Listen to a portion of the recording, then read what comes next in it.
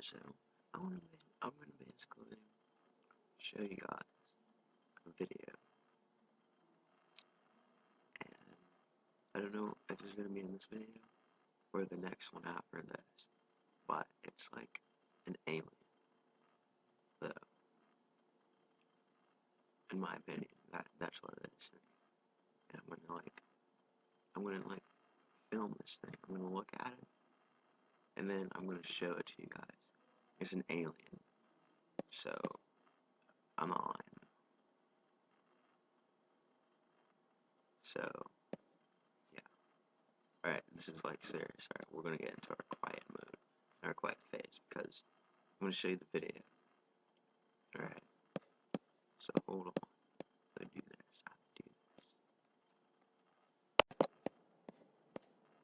Okay, here's where it's at. Okay, so this is where I was at. Alright, this is the video I was watching. Evil, scheming, reptilian shapeshifters in human disguises, infiltrating the highest levels of corporate and political power, ruling us from another dimension and feeding off to suppress your true potential. David Icke, conspiracy theorist and spiritual thought leader who's now reached near religious fame, has always been a guy I enjoyed listening to but often disagree with. I mean, he was right about a few things, like the Federal Reserve banking cartel, the way corporate and political powers are equally an enemy, and how our universe may very well be a holographic matrix, which is not, whether we like it or not. It's basically reptile. David is only half. These evil, they are slaves. Imagine caller ID, and you see from the caller, it's 10 o'clock Saturday night, that it's the chairman of the board of your company, or your boss's boss. Hold on. What happens? How long does it take for your heartbeat to start racing? Right there. Right? Did you have a whole calculation going through all the math, or did it happen instantly? It happens instantly. But I don't know and if we it's go good or from bad, though. This person is calling to I'm in trouble to they figured out I'm truly a fraud to I'm going to be fired. I am never going to get another job because I'm going to be blackballed.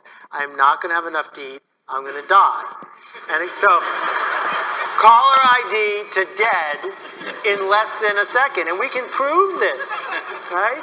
That's not your conscious brain up here. That's the amygdala, the lizard brain. So a lot of people are uptight about writer's block. That Stephen King, the question he gets asked the most is, where do you get your ideas? We don't think writer's block exists. Here's what he says. Our proof is that no one ever gets talker's block. No one wakes up in the morning going, right? Everyone manages to say something. Look at his head, though. So how come when it's time to write it down, we freeze up? And Steve Pressfield calls this the resistance.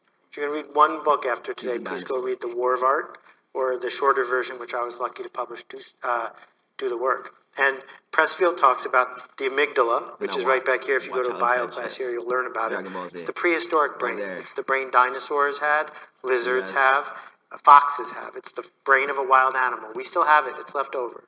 It's the brain that kept us from getting eaten by a saber-toothed tiger back in the day. Very nice. Well, that brain doesn't want to be held responsible. That brain doesn't want to be eaten. That brain doesn't want to be blamed. So when you take out a pen and have to say, I believe this, it gives you a reason not to. It comes up with an excuse. I don't have anything to say. I don't have any good ideas. Well, a minute ago, you were gabbing like crazy. Why were you, So all I do is write down stuff that other people would have just said and that would have disappeared. It seems clear to me that the reptilian brain is an outdated, primal, and pathetic relic hanging on for dear life. It wouldn't surprise me if the ego is a result of the R complex. The reptilian brain is... It happens instantly. And we go from the morning going, right? Every version, which I was lucky to publish, Do the Work. And Pressfield talks about the amygdala, which is right back here. If you go to a bio class here, you'll learn about it. It's the prehistoric brain. It's the brain dinosaurs had, lizards have, foxes have. It's the brain of a wild animal. We still have it. It's left over. It's the brain that kept us from getting eaten by a saber-toothed tiger back in the day. Well, that brain doesn't want... I think that he is like some sort of dinosaur lizard. Like, I still watch it and I still get scared a little bit. Because it's kind of like scary, It's like, that was like for Rizzles. like, it's like that type of, like, stuff that, it's that type of thing where if you watch it, it's like, I should shut up, you know? But, so, like, now that you, like, guys believe me a little bit, like, that, I don't know, like, that could be just me, or, I don't know, but, like, to me, it really, it looked like an alien.